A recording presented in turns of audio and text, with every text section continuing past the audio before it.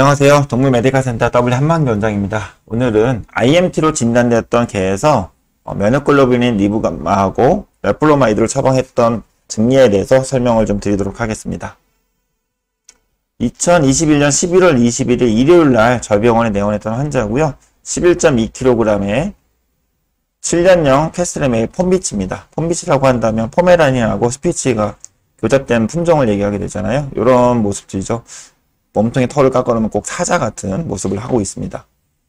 일단 내원하기 4일 전인 수요일날 미용을 했었다고 하고요. 미용하고 나서 토요일날 내원하기 하루 전날 피부에 멍이 든 걸 발견했다고 합니다. 이런 식으로 엉덩이 쪽도 크게 피하 출혈돼서 멍이 들어있고요. 즉 에키모시스 반상 출혈을 이루고 있었고, 그 다음에 목 아래쪽도 그다음에 가슴 쪽으로도 이렇게 크게 반상 출혈을 나타내고 있었습니다. 그런 전반적인 상태는 양호한 상태였고요. 기본적인 혈액 검사를 했을 때 헤마토크리트는 54%였지만 즉 빈혈은 동반하지는 않았어요. 혈소판은 11,000개로 상당히 많이 낮았고, 하지만 전신 염증은 없는 상태, 즉 CRP는 1.0이었습니다. 그래서 IMT의 원인, IMT가 아니죠. 혈소판 감소증의 원인 중에 IMT가 아닐까 잠정 진단이 된 상태로 저희 병원에 치료를 하기 위해서 내원했습니다. 혈소판 감소증이 있다면 다음과 같은 감별 진단을 생각해야 되잖아요. 일단 첫 번째는 소모, 즉 어디론가 많이 쓰이고 있다라는 거. 그래서 급성 출혈이라든지 또는 급성 염증성 질환들이 있는지, 또는 DIC를 유발할 수 있는 질환들이 있겠죠. 급성 췌장염이라든지 또는 파이오메트라 또는 심한 장염들 또는 종양에 의해서 2차적으로 염증이 심한 경우들도 얘기할 수 있겠죠. 그런 증상 질환들이 있는지 한번 확인해 보셔야 되고요. 그 다음에 격리, 우리가 시케스트레이션이라고 하는, 즉 비장 종대입니다. 비장이 많이 커져 있으면 그쪽으로 혈소판하고 적혈구가 쏠릴 수 있죠. 그럼으로 인해서 빈혈이라든지 혈소판 감소증이 나타날 수도 있고, 또는 비장에서 이런 혈소판이라든지 적혈구가 파괴됨으로 인해서 비장이 커질 경우도 있겠죠. 그다음에 혈소판의 파괴입니다. 파괴는 특발성의 원인 면역맥이성도 있겠지만은 감염증, 즉 바베시아라든지 또는 에일리키아 또는 SFTS 바이러스의 감염에 의해서도 혈소판 감소증이 나타날 수 있겠죠. 이 SFTS 바이러스는 개에서만 문제가 되는 게 아니라 사람도 문제가 됐잖아요. 그렇기 때문에 혈소판 감소증이 있고 바베시아 의심되는 환자 보낼 때 SFTS 바이러스도 검사해달라고 해야 됩니다. 요즘은 말을 안 해도, 즉 의뢰 얘기를 드리지 않아도 검사를 같이 하고 소견서에 첨부돼서 보내주는 것 같습니다. 만약에 SFTS가 양성 떴다 이러면 보호자뿐만 아니라 병원 내 스태프도 초긴장을 해야 되겠죠. 잘못하면 위험할 수 있기 때문에요. 만약에 지금 있다면 조만간 가서 병원 가서 검사를 받아 보셔야 돼요. 그리고 이러한 문제들이 없다면 그 골수 문제로 인해서 생성이 감소된 걸 봐야 되겠죠. 이 부분은 골수 흡인 검사나 코어 바이옵시를 해야지만 진단이 가능합니다. 그래서 이 환자 같은 경우는 증상이 경미한 상태로 IMT로 잠정 진단했기 때문에 기본적인 약인 프레니솔론하고 레플로마이드를 처방해서 일단 집으로 가기로 했어요. 그리고 프레니솔을 처방하게 되면 그거에 대한 부작용들을 말씀을 드려야 됐잖아요. 다음 단염증이라든지 펜팅 이런 정도는 그래도 감사하고 넘어가시라고 하고, 가장 문제가 되는 거는 출혈성 변화죠. 그렇기 때문에 혈뇨라든지 또는 흑변 또는 혈변을 본다면 바로 병원에 연락을 해야 됩니다. 그래서 이후에 갑자기 보호자분이 검은색 변으로 바뀌었다라고 연락을 주셨어요. 즉 형태는 괜찮은데. 그래서 알마게를 처방해 주었고, 사실은 과거에는 수쿠알페이트를 많이 처방했었는데 수쿠알페이트를 구할 수 없기 때문에 알마겔로 바꾸어서 처방을 하고 있습니다. 하지만 4일 후, 즉 알마겔 처방하고 이틀이 지난 후에 검은색 변이 점점 심해졌다, 즉 멜라나로 나온다라는 얘기를 하셨습니다. 그래서 바로 내원하시라고 했고, 내원해서 검사해보니까 헤마토크리트는 20%까지 떨어졌어요. 이 정도라면 수혈할 거 일단은 준비를 해야 되겠죠. 수혈할 수도 있다라는 거. 저는 이제 빈혈이 있다면 이런 환자들은 바로 수혈하는 것보다는 조금 더 모니터링 해보고 수혈하는 게 좀 더 안전한 것 같습니다. 그리고 플레이틀린 11, 즉 11,000개로 아직까지 개선되지 않고 있는 상황이었고요.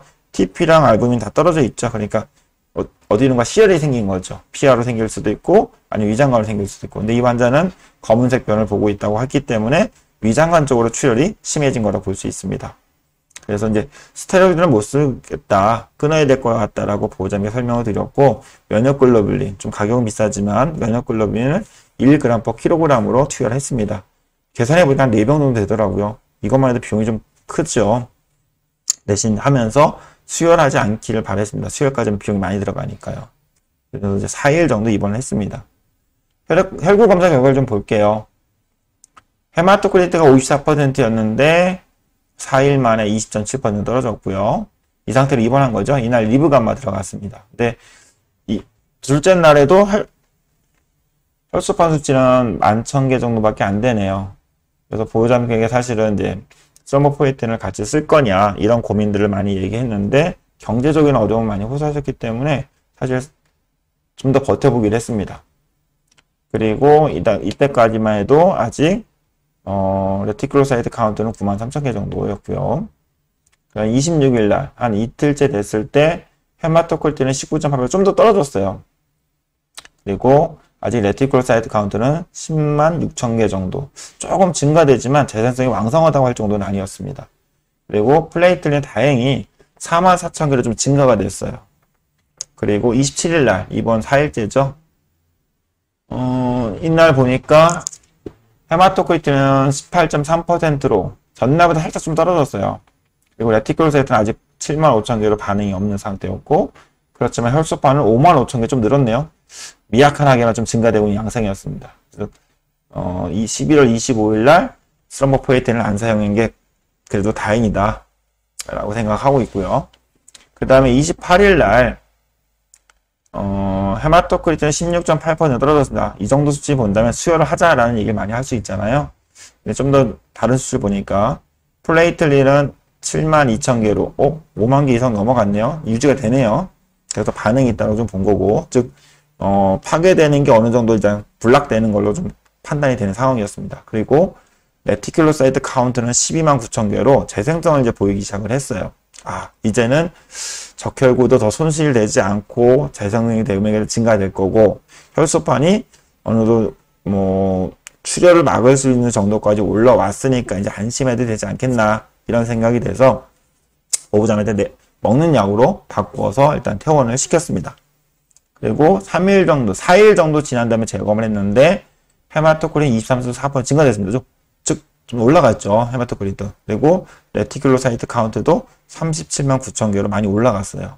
즉 빈혈이 헤마토크리트가 개선이 되면서 재생성도 있는 상태. 좀 더 지나면 빈혈은 개선되겠죠. 그리고 플레이틀릿 카운트도 13만 7천 개로 좀 더 올라왔습니다.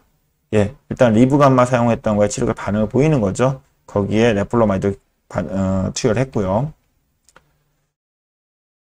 이 환자는 입원하는 동안에 스테론을 끊었어요. 그리고 사실 PDS 저용량도 사용하진 않았고, 왜 PDS 저용량 사용하지 않아도 될까요? PDS를 처방한 지 며칠 안 됐죠. 그래도 바로 끊는다고 해서 금단 현상이 나타나지 않은 거기 때문에 PDS는 저용량을 처방하지는 않았습니다. 일단 레플로마이드 3mg/kg을 SI도 처방했고, 항생제랑 나머지 보조제를 처방을 해줬습니다. 그리고 일주일 후에 와서 검사를 했는데 헤마토크리트는 38.5% 올라갔어요. 그리고 레티큘로사이트 카운트도 37만대에서 18만 4천 개로 떨어졌습니다. 즉 헤마토크리트가 정상에 오니까 재생성 반응도 떨어지는 거죠. 그리고 이제 중요한 플레이틀 카운트, 혈소판 수치는 13만 7천 개에서 53만 1천 개로 많이 증가됐어요. 낮았다가 올라가니까 더 리바운드 되겠죠. 좀 정상보다 높게 올라갔고, 그 다음에 2주 후에인 1월 24일 날에는 헤마토크리트는 52%, 그리고 레티큘로사이트는 10만 개 정도, 그 다음에 혈소판 수치 플레이트는 23만 1천 개로 정상 범위로 내려왔어요. 그러면 치료적 반응이 되게 좋은 거잖아요. 레플로마이드를 3mg에서 3mg을 줄여줘 처방을 했습니다. 그래서 처음 11월 21일 날 내원에서 12월 21일, 그 다음에 1월 24일, 1월 24일이니까 중간에 빼먹었네요. 이게 2주가 아니라 한 달 반이 되네요. 정도 지냈고, 이제 보호자분이 오셔야 되는데 못 오셨어요. 한 2주 처방한 다음에 좀 끊는 현상이 생긴 것 같습니다. 한 달 정도. 한 3월 14일 내원하셨는데 가벼운 피하출혈을 동반했었고요. 12시 검사를 해보니까 플레이트는 2만 1,000개 정도 많이 났죠. 재발된 거기 때문에 일단 기존의 약들 처방을 좀 반복하면 되는데, 레플로마이드만 줘도 가능할 것 같지만 좀 조마조마 좀 걱정이 되는 부분들이 있어서 일단 리브 감마를 투여하고 레플로마이드를 처방해서 입원하지 않고 집에 돌려보냈습니다. 그리고 3월 17일에서 3월 14일, 3월 17일 날 재검을 했는데 플레이트 카운트는 17만 1000개로 많이 올라갔죠. 그래서 레프로마이드를 유지하면 될 것 같다 말씀드렸는데 비용적인 부담을 많이 느끼신 것 같아요. 그래서 레프로마이드를 아자시오픈으로 바꾸는데 대신 아자시오픈 반응이 나타날 때까지 시간이 좀 많이 걸리죠. 그렇기 때문에 그 기간 동안 레프로마이드를 같이 처방을 해주고 2, 3주 이후에 아자시오프린을 이틀에 한 번씩 먹는 걸로 바꾸면서 레프로마이드를 중단했습니다. 그렇게 해서 아자시오프린으로 관리를 하고 일단 중간에 끊은 걸로 알고 있습니다. 지금까지는 제지는 하고 있지는 않는데요. 아마도 지금까지는 괜찮은 것 같습니다. 예. 지금까지는 스테로이드를 사용했다가 위장관 출혈이 생겨서 스테로이드를 끊고 리브감마와 레프로마이드 또한 그 아자시오픈을 스위칭하면서 IMT를 관리했던 환자에 대해서 한번 정리를 해봤습니다. 진료하는 데 좀 도움이 됐으면 좋겠고요. 지금까지 시청해 주셔서 감사합니다.